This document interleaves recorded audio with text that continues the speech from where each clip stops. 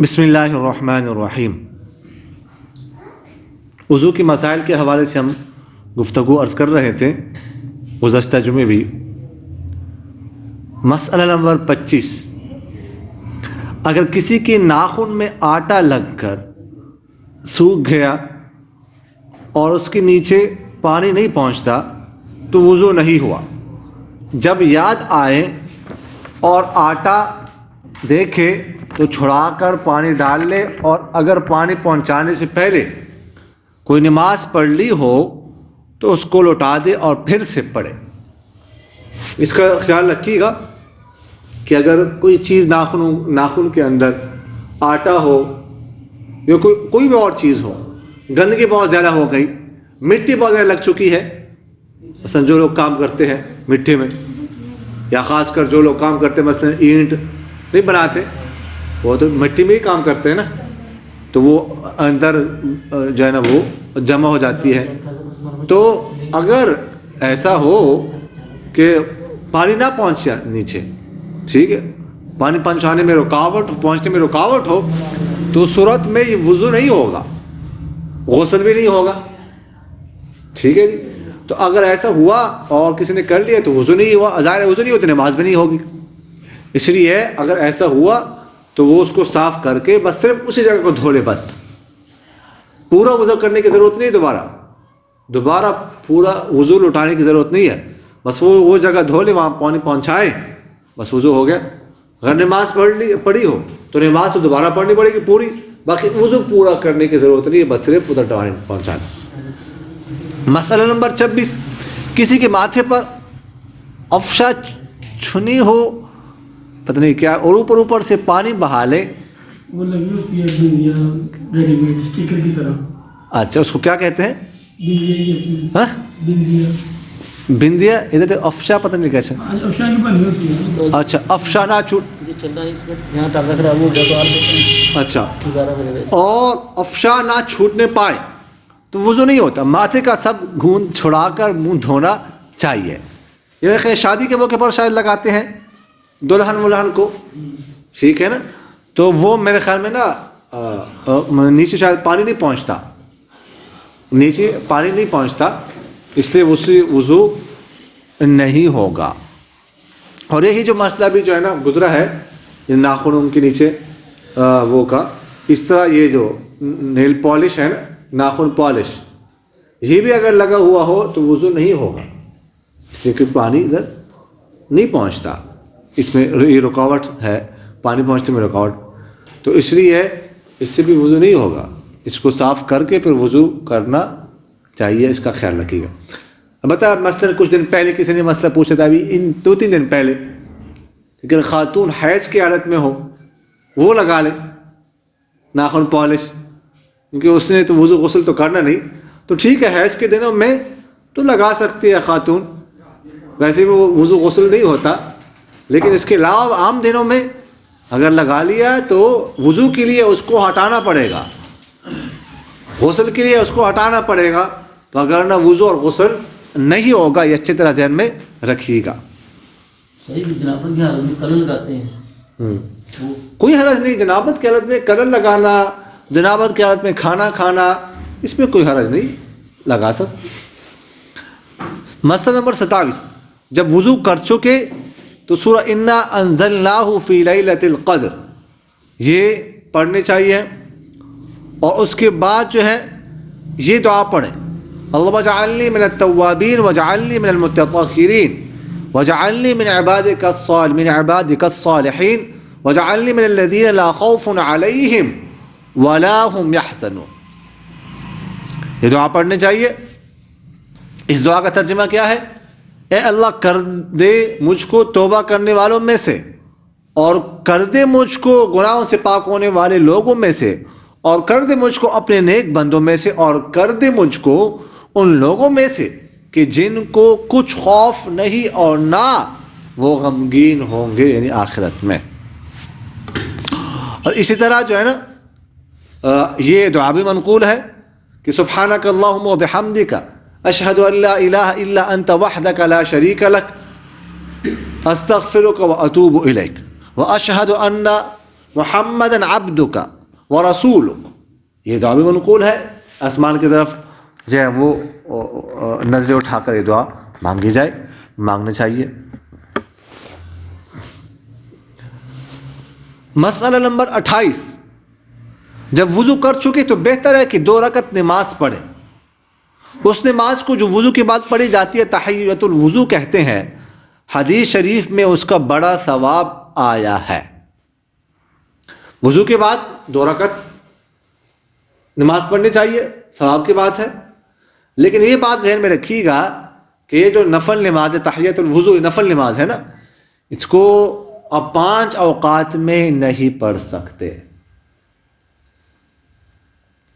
3 اوقات تو اوقات ثلاثہ جو مشہور ہیں، عین جب سورج طلوع ہو رہا ہو اس وقت، عین زوال کے وقت، اور عین جب سورج غروب ہو رہا اس وقت، اور 2 اوقات اس کے علاوہ ہے، یعنی فجر کی نماز کے بعد سے لے کر طلوع آفتاب تک، اور عصر کے بعد سے لے کر مغرب تک۔ ان اوقات میں چونکہ نفل نماز نہیں پڑھی جا سکتی اور تحیۃ الوضو بھی نفل نماز ہے، اس لیے یہ بھی نہیں پڑھ سکتے۔ ان اوقات کے علاوہ باقی جب کوئی وضو کر لے نا تو پڑھنے چاہیے یہ نماز۔ سب سے پہلے پڑھنا ہے، اس لیے سے پڑھے جائے فجر کی سنتوں سے پہلے نہیں، فجر کی سنتوں سے پہلے نہیں، ادھر نہیں، اس وقت نہیں، فجر سے پہلے بھی نہیں۔ فجر سے جب وقت داخل ہو گیا نا، طلوع آفتاب تک، اپنے اچھے سوال اٹھایا، طلوع آفتاب تک جو ہے نا وہ صرف سنت، اور پھر اس کے بعد جو ہے نا وہ فرض نماز، بس اس کے بعد ان اوقات میں نہیں۔ مسئلہ نمبر 29، اگر ایک وقت وضو کیا تھا پھر دوسرا وقت آ گیا اور ابھی وضو ٹوٹا نہیں ہے تو اسی وضو سے نماز پڑھنا جائز ہے، اور اگر دوبارہ وضو کر لے تو بہت ثواب ملتا ہے۔ ہر نماز کے لیے وضو کرنا چاہیے، اس کی کوشش کرنی چاہیے، جتنا زیادہ وضو کریں گے گناہ جھڑیں گے، کوئی حرج کی بات تو نہیں ہے، ٹھیک ہے۔ اگر نہ بھی کر لے تو کوئی حرج نہیں، یہ مثلا کوئی فجر کے لیے وضو کر لے تو اس کے عشاء کی نماز میں پڑھ سکتا ہے وہ، اگر اس نے وضو برقرار رکھا ہے اس میں تو کوئی حرج نہیں۔ یہ کہنا کہ یار ظہر کی نماز سے ظہر کی وضو سے عشاء کی نماز نہیں ہوتی، یا فجر کی وضو سے عشاء کی نماز نہیں ہوتی، مغرب کی نماز نہیں ہوتی، ظہر کی نماز نہیں ہوتی، ایسی کوئی بات نہیں ہے۔ بعض لوگوں کے ذہن میں یہ بات ہوتی ہے۔ وضو آپ 2 دن برقرار رکھو، 3 دن برقرار رکھو، تو آپ میں ہے نا، درمیان میں ہم نہیں سوتے، رات کو سوتے نہیں ہے اور بیت الخلاء جانے کی ضرورت نہیں پڑتی، تو ٹھیک، وضو خود بخود، یہ دیکھیں کہ وضو خود بخود نہیں ٹوٹتا، نہیں، میں اس لیے عرض کر رہا ہوں نا کہ گالی نکالنے سے وضو نہیں ٹوٹتا، غیبت کرنے سے وضو نہیں ٹوٹتا، وہ گالی نکالنے کا گناہ الگ ہے، غیبت کرنے کا گناہ الگ ہے، اسی میں نہیں وضو ٹوٹتا۔ دیکھیے گا، یہ ذہن میں رکھیے گا، شاید پہلے میں بات عرض کر چکا ہوں کہ نہیں۔ ایک ہے روزہ، ایک ہے وضو، یہ دونوں ایک دوسرے کو اپوزٹ ہے۔ روزے کے بارے میں ضابطہ ہے الفطر مما دخل، ٹھیک، روزہ فاسد ہوتا ہے کوئی چیز اندر جانے سے، والوضوء مما خرج، اور وضو واجب ہوتا ہے کوئی چیز اندر سے باہر آنے سے، دونوں اپوزٹ ہے۔ جب تک جسم سے اب کوئی چیز نکلی نہیں ہے، خون، پیپ، پیشاب وغیرہ، تو وضو آپ کا برقرار ہے، ٹھیک ہے، اس سے وضو نہیں ٹوٹتا۔ گالی نکالنے گناہ ہے، غیبت کرنا گناہ ہے وغیرہ۔ اچھا، بعض لوگ کہتے ہیں جی اچانک اگر کوئی سطر اوپر کیا، سطر کھل گیا، مثلا گھٹنا نظر آ گیا، وضو ٹوٹ گیا۔ نہیں، دیکھیے گا، گھٹنا ظاہر کرنا یہ سطر ہے، اس کا گناہ الگ ہے، اس کا گناہ تو ہے، لیکن اس سے وضو فاسد نہیں ہوتا۔ ناف اس میں شامل ہے، ناف کا جو نچلا حصہ ہے، ٹھیک ہے، اگر وہ ناف کے نیچے تھوڑا سا حصہ بھی نظر آ جائے تو سطر نظر آ گیا، اس کا گناہ تو ہے، ٹھیک ہے، لیکن اس کی وجہ سے وضو نہیں ٹوٹتا، یہ بات ذہن میں رکھنا۔ خواتین سے کہیں کہ جو ہے نا وہ درس ذرا سن لیں، باتیں اگر کم کر دیں تو بہتر ہوگا. مسئلہ نمبر 28, جب وضو کر چکے تو بہتر ہے کہ 2 رکعت نماز پڑھے. اس نماز کو جو وضو کی یہ تو میں نے پڑھ لیا. مسئلہ نمبر 29, نہیں یہ بھی پڑھ لیا میرے خیال میں. مسئلہ نمبر 30, جب ایک دفعہ وضو کر لیا اور ابھی وہ ٹوٹا نہیں, تو جب تک اس وضو سے کوئی عبادت نہ کر لے اس وقت تک دوسرا وضو کرنا مکروہ اور منع ہے. تو اگر نہاتے وقت کسی نے وضو کیا ہے تو اسی وضو سے نماز پڑھنا چاہیے, بغیر اس کی فاسد ہوئے دوسرا وضو نہ کرے. ہاں اگر کم سے کم 2 ہی رکعت نماز اسی وضو سے پڑھ چکی ہو تو دوسرا وضو کرنے میں کچھ حرج نہیں ہے, بلکہ ثواب ہے. دیکھیے گا, ابھی آپ سے عرض کیا کہ بہتر یہ ہے کہ ہر نماز کے لیے وضو کیا جائے, وضو زیادہ کرنا چاہیے. اچھا ایک اور بات میں آپ سے عرض کروں, یہ بات اچانک ذہن میں آ گئی, اس مسئلے سے متعلق نہیں ہے لیکن یہ فائدے سے خالی نہیں ہے. دیکھیے گا, باوضو رہنا چاہیے. باوضو, ایک تو باوضو رہنے کا یہ فائدہ ہوتا ہے کسی وقت موت آ سکتی ہے, موت آ جائے تو آپ باوضو ہو. اور دوسرا جو ہے نا, باوضو رہنے سے یہ فائدہ ہوتا ہے کہ رزق میں برکت آتی ہے. سرکار دو عالم صلی اللہ علیہ وسلم نے فرمایا ادم علی طہارتک یوسع لک رزق, کہ تم لوگ کیا کرو, باوضو رہو. باوضو رہو گے تو تمہارے رزق میں وسعت کی جائے گی, رزق بڑھے گا. ٹھیک ہے, تو باوضو پاک رہنا چاہیے, اس سے رزق میں بھی اضافہ ہوتا ہے, اور فوائد تو ہے ہی, یہ بھی فائدہ ہے. اچھا, تو میں نے آپ سے عرض کی کہ وضو, لیکن ایک بات ذہن میں رکھیے گا, جو مسئلہ یہاں پر آئے وہ یہ ہے کہ ایک دفعہ کسی نے وضو کر لیا تو اب کم سے کم دوبارہ وضو کرنے کے لیے یہ ہے چاہیے کہ کم سے کم اس کے ساتھ تھوڑی بہت عبادت کی ہو. اگر وضو ابھی کیا ہے, کوئی عبادت نہیں کی, اس کے اوپر وضو کرتے ہیں تو یہ وضو مکروہ ہے, ایسا نہیں کرنا چاہیے. وضو کر لیا, نماز پڑھ لی 2 رکعت, تلاوت کر لی, ٹھیک ہے, کوئی اور کام کر لیا, اب اگر نیا وضو کرتے ہیں تو بہتر ہے, کرنا چاہیے. بلکہ اگر وضو کرنے کے بعد کچھ بھی نہیں کیا دوبارہ پھر اس پر وضو نہیں کرنا چاہیے, مکروہ ہے, اس سے بچنا چاہیے.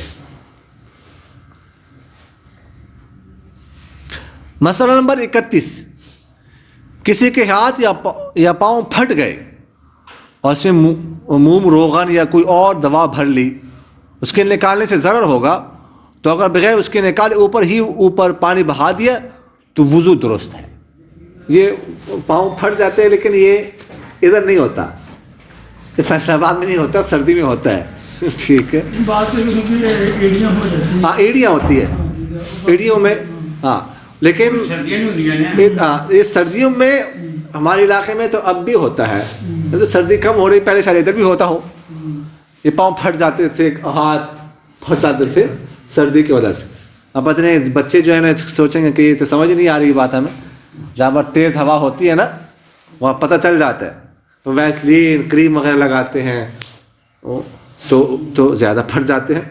تو پھر اس میں اس طرح کچھ چیز رکھ لی نا, تو اس کے بارے میں کہہ رہے ہیں کہ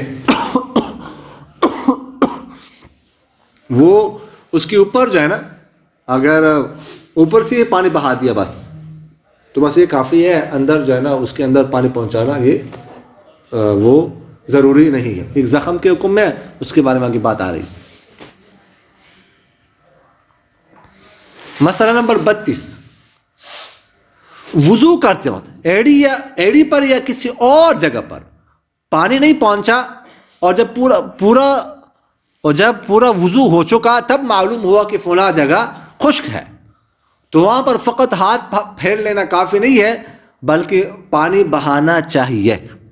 میں نے آپ سے ابھی عرض کیا کہ اگر کسی نے وضو کر لیا, بعد میں پتہ چلا کہ فلاں جگہ خشک رہ گئی, تو اب پورا وضو نہیں اٹھانے کی ضرورت نہیں, بس صرف اسی جگہ پر پانی بہا دے, بس وضو ہو گیا. ٹھیک ہے نا.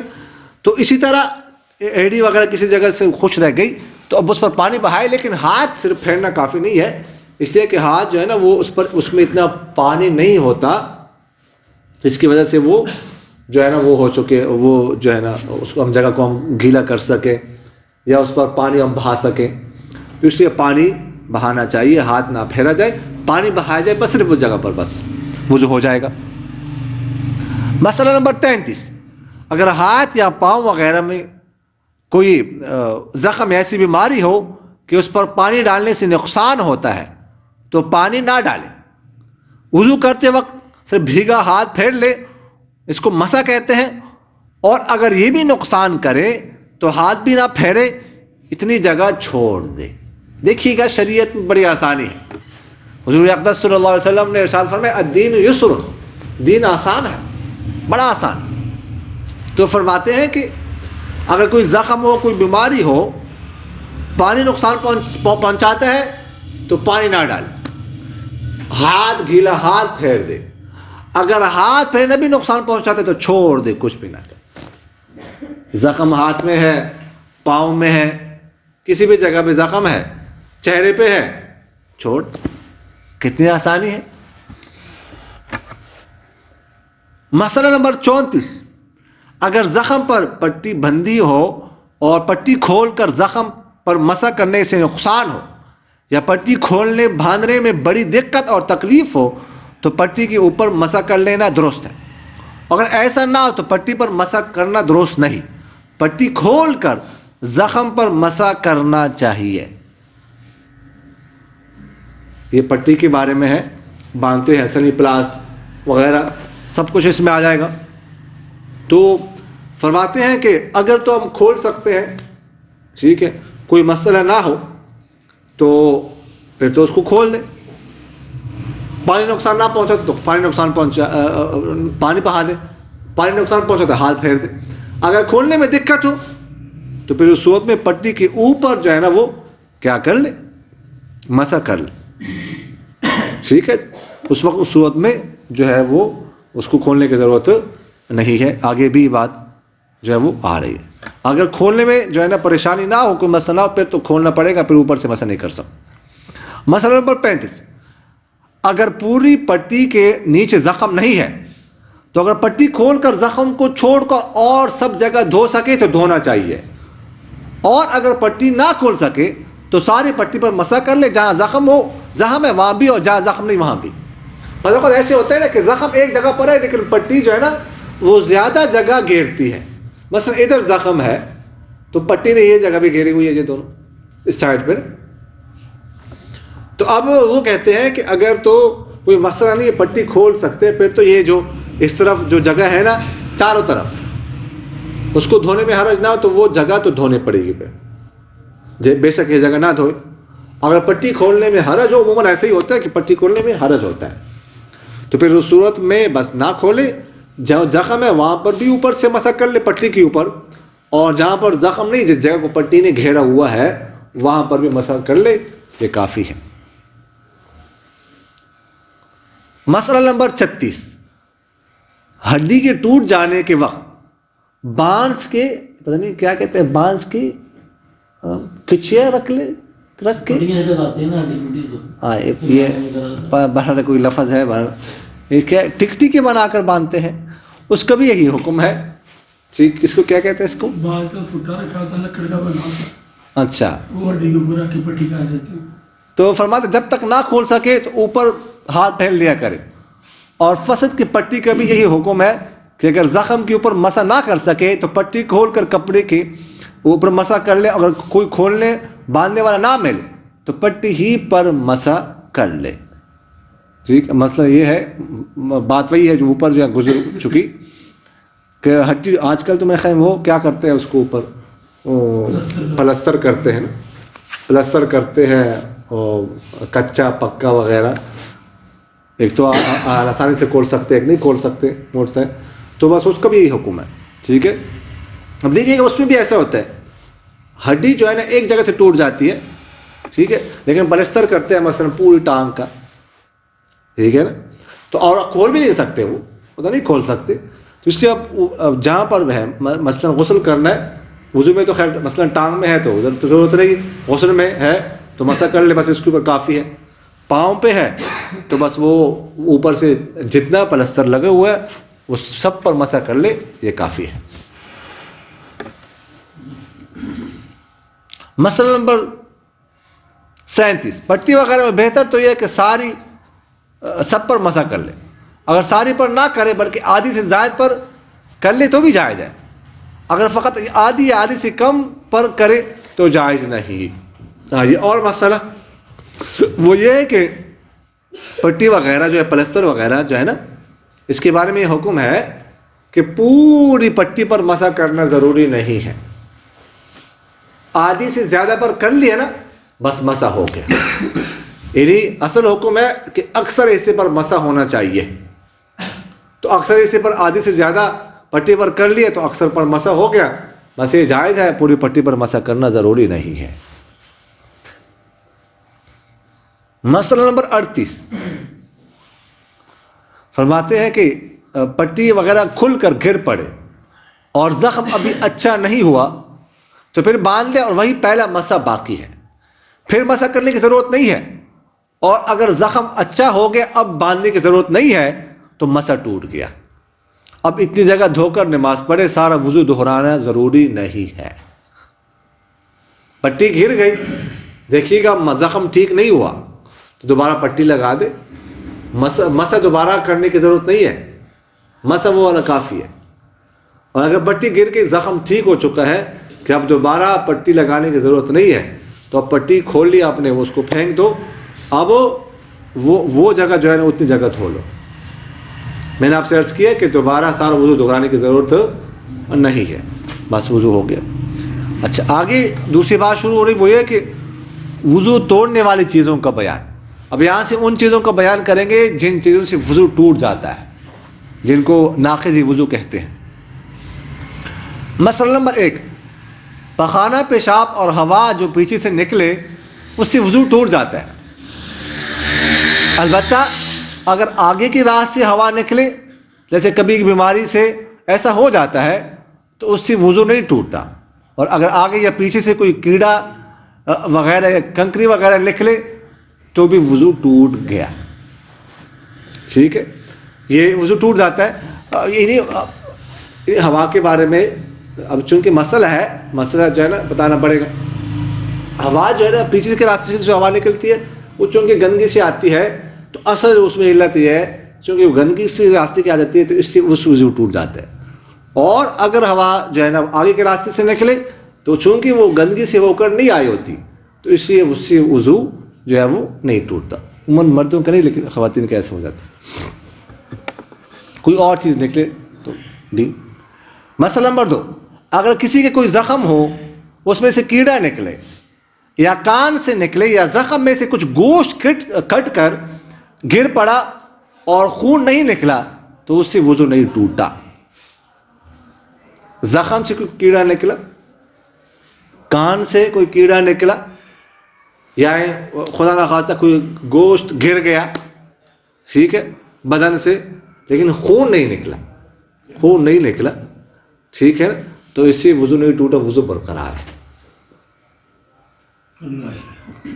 مسئلہ نمبر 3, اگر کسی نے فسد لی یا نکسیر پھوٹی یا چوٹ لگی اور خون نکل آیا یا پھوڑے سے بدن بر میں یا کہیں سے خون نکلا یا پیپ نکلی تو وضو جاتا رہا.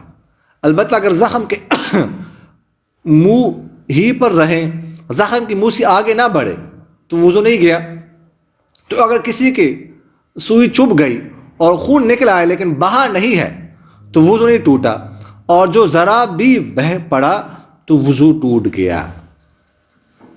یہ میں نے آپ سے عرض کیا نا ابھی کہ وضو کا تعلق ہے اندر سے کسی چیز کا باہر نکلا, تو وہ خون کی شکل میں ہو, پیپ کی شکل میں ہو, ٹھیک ہے, کسی اور شکل میں ہو, ٹھیک ہے جی. یہ جو چیز خارج ہوتی ہے انہیں ٹوٹ جاتا ہے. ہاں جی, مک گئی. یہ جو ہے نا انجیکشن لگاتے ہیں, ہم انجیکشن لگاتے ہیں تو جو رگ میں لگاتے ہیں نا, رگ میں, تو وہ اندر کر کے پھر ہم تھوڑا سا کیا کرتے ہیں, خون کھینچتے ہیں کہ واقعی رگ میں گیا ہے کہ نہیں, ٹھیک ہے نا, وہ پتہ چل جاتا ہے. تو خون باہر آیا نا, وضو ٹوٹ گیا. اس سے روزہ بھی ٹوٹ گیا. نہیں, روزہ نہیں ٹوٹتا. روزہ دیکھو, روزے دوائی جو ہے نا, یہ آپ اچھا سوال کیا ہے کہ آپ نے تو ابھی کہا تھا کہ روزے کا تعلق ہے کسی چیز کا اندر جانے. باہر سے اندر جانے. ہاں جی. ٹھیک, اچھا سوال کیا. دیکھو بندہ بیدار ہے, ٹھیک ہے, سوال اچھا کیا. چلو اس پہ ابھی بات کرتے ہیں. اچھا سوال ہے. دیکھیے گا, ایک ضابطہ ذہن میں رکھیے گا, چونکہ وہ ابھی مسائل آئے نہیں ہیں نا, روزے کے مسائل آگے آئیں گے, اس لیے وہ بات وہاں کرنی تھی, لیکن یہاں پہ سب مختصر سے میں بتاتا ہوں, پھر انشاءاللہ تفصیل ادھر عرض کریں گے. روزہ تب ٹوٹتا ہے جب اس کے لیے 2 شرطیں ہیں. ویسے اندر جانا نہیں, کوئی چیز منفذ کے ذریعے سے جوف معتبر میں جائے. کوئی چیز جائے منفذ کے ذریعے سے, مسام کے ذریعے سے نہیں. منفذ مطلب منہ منفذ ہے ہمارا, ناک منفذ ہے, ناک کا ڈائریکٹ حلق کے ساتھ تعلق ہے, اس کے ذریعے سے جائے, یا مثلا پیچھے کے راستے سے اس کا بھی تعلق, جس کو بواسیر وغیرہ کی تکلیف ہوتی, دوائی وغیرہ ان کا بھی. اور کہاں پہ جائے؟ 3 جگہ پر جائے پھر روزہ فاسد ہوتا ہے. اندر 3 جگہوں پر, حلق میں نہیں, اندر, یہ تو باہر ہے نا, اندر 3 جگہوں میں جائے تو پھر روزہ فاسد ہوتا ہے. حلق میں جائے, معدے میں جائے, یا پھر انتڑیوں میں جائے.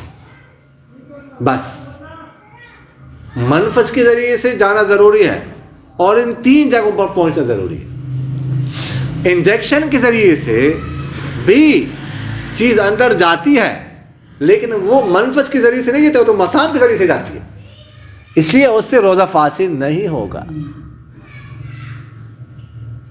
سیکھا ہوگا. البتہ اگر کوئی کچھ کھایا پیا تو انہیلر استعمال کیا, انہیلر جس کو دمے کی تکلیف ہوتی ہے, انہیلر سے وہ چونکہ منہ کے ذریعے سے راستے سے اندر اس کے دوائی بھی جاتی ہے, اگرچہ تھوڑی سی ہوتی ہے, 15% ہوتی ہے, لیکن جاتی ہے, تو اس کی وجہ سے ٹوٹ جائے گی. تو اس لیے مطلق اندر جانا نہیں, منفذ کے ذریعے سے جائے. جی مسئلہ نمبر اچھا, یہ ساتھ یہ بات بھی اس میں رکھے, انہوں نے کہا نا کہ بہہ پڑے, یعنی بہا اس میں پیدا ہو. اگر بہا نہیں, خون پیپ, ٹھیک ہے, صرف ظاہر ہوا ہے بس. ایک ہوتا ہے ظاہر ہونا, ایک ہوتا ہے بہنا. تو بہنے سے ٹوٹتا ہے وضو, ظاہر ہونے سے نہیں ٹوٹتا.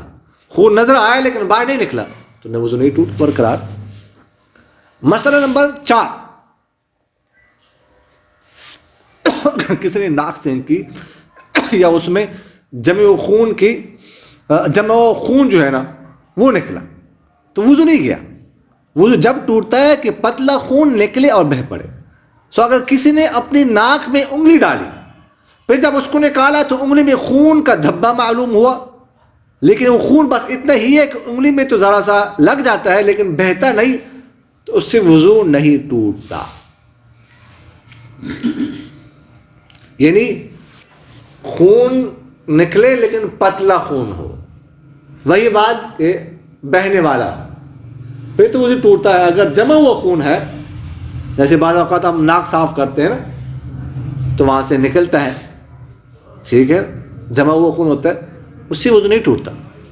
یا اس طرح خون تو پتلا ہے لیکن وہ اتنا زیادہ نہیں ہے جس سے ہم کہہ سکیں کہ بہاؤ پیدا ہوا ہے, تو بھی وضو نہیں ٹوٹتا.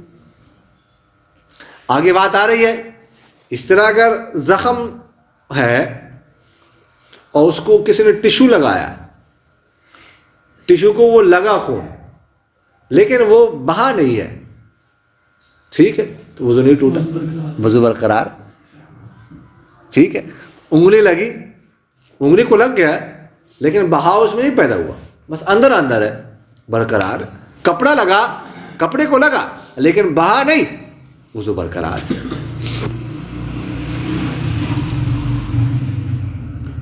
مسئلہ نمبر 5, کسی کی آنکھ کے اندر کوئی دانہ وغیرہ تھا, وہ ٹوٹ گیا یا خود اس نے توڑ دیا, اور اس کا پانی بہہ کر آنکھوں میں تو پھیل گیا لیکن آنکھ کے باہر نہیں نکلا, تو اس کا وضو نہیں ٹوٹا. اور اگر آنکھ کے باہر پانی نکل پڑا تو وضو ٹوٹ گیا. اسی طرح اگر کسی کے کان کے اندر دانہ ہو اور ٹوٹ جائے, تو جب تک خون پیپ سوراخ کے اندر اس جگہ تک رہیں جہاں تک پانی پہنچانا غسل کرتے وقت فرض نہیں ہے، تب تک وضو نہیں جاتا. اور جب ایسی جگہ پر آ جائے جہاں پر پانی پہنچانا فرض ہے تو وضو ٹوٹ جائے گا. سمجھ آ گئی نا؟ یعنی اصل یہ ہے کہ جو اپنی جگہ ہے وہاں سے باہر نکلے. تو ناک کے اندر دانہ وغیرہ ہے، اگر پانی باہر آتا ہے آنکھ سے باہر، تو اب دیکھو اب یہ بہا ہے، اب اس میں بہاؤ پیدا ہو گیا، اپنے مخرج سے نکلا، آنکھ سے باہر آیا، اب تو وضو ٹوٹ گیا.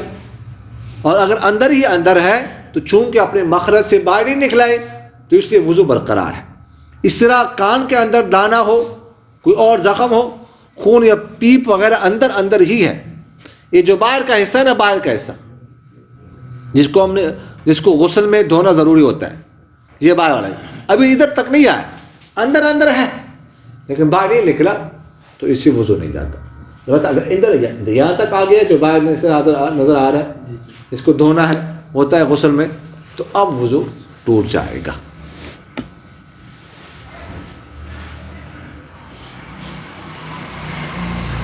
مسئلہ نمبر 6، کسی نے چھالے کے اوپر کا چھلکا نوچ ڈالا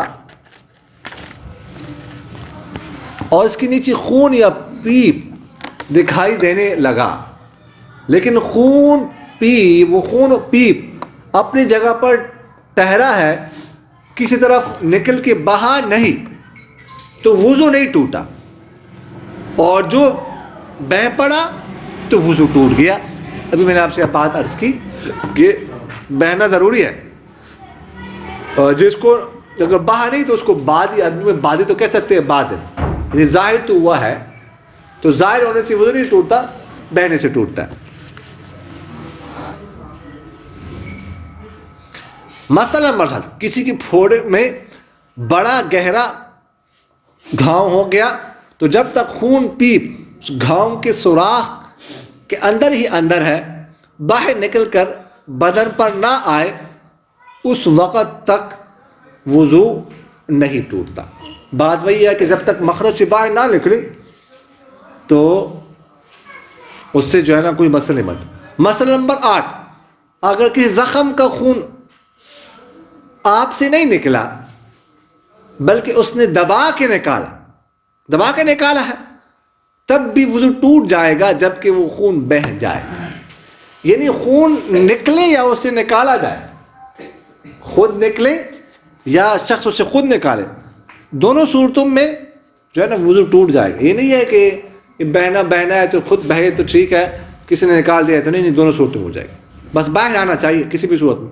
مسئلہ نمبر 9، کسی کے زخم سے ذرا خون نکلنے لگا،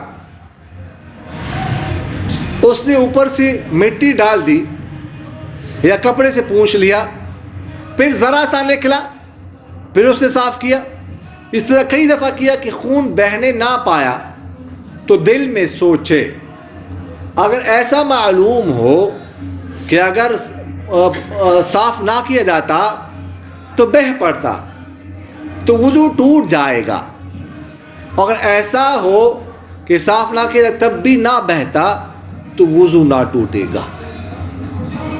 ٹھیک ہے، یہی جو ہے نا مٹی ڈال رہا ہے یا کوئی جو ہے نا ٹشو سے صاف کر رہا ہے، کپڑے سے صاف کر رہا ہے، بار بار تو دیکھ لے، اگر تو یہ جو ہے نا اس کی اندازہ لگایا کہ اگر اس کو میں صاف نہ کرتا ٹھیک تو بہہ جاتا، اب تو وضو ٹوٹ گیا، اس کا بہاؤ پیدا ہو گیا.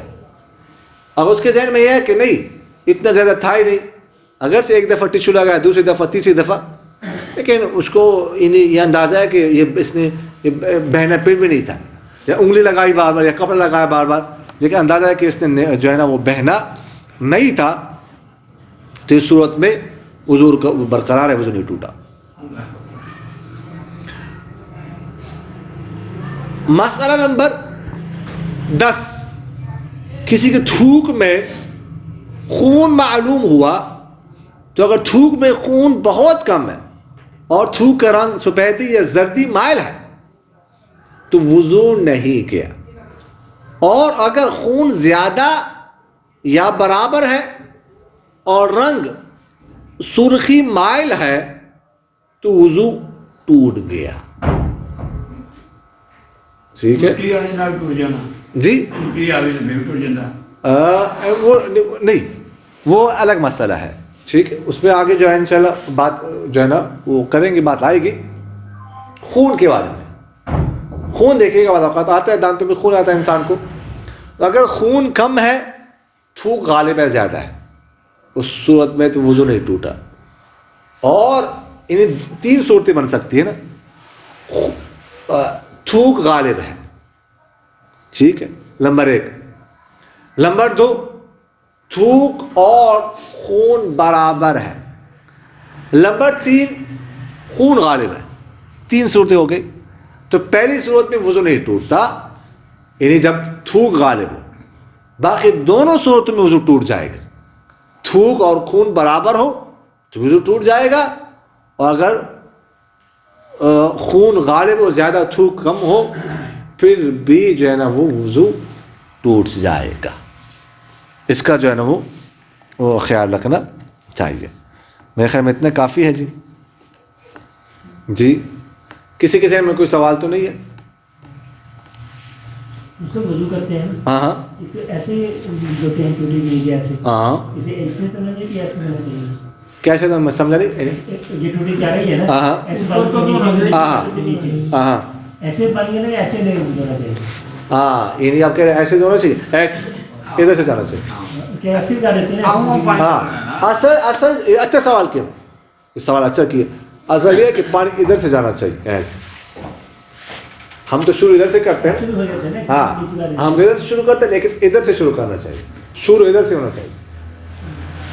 شروع کر کے بعد میں استعمال کروں. ہاں شروع ادھر سے کر لے, ورنہ ادھر سے ہاتھ ایسے لگا, یعنی ہاتھ سے لے کر ہاتھ سے کی طرف سے شروع کر کے کونی کی طرف جانا چاہیے. کونی سے ہاتھ رکھنا, کونی سے ہاتھ رکھنا ہے, ہاتھ سے کونی کی طرف جانا.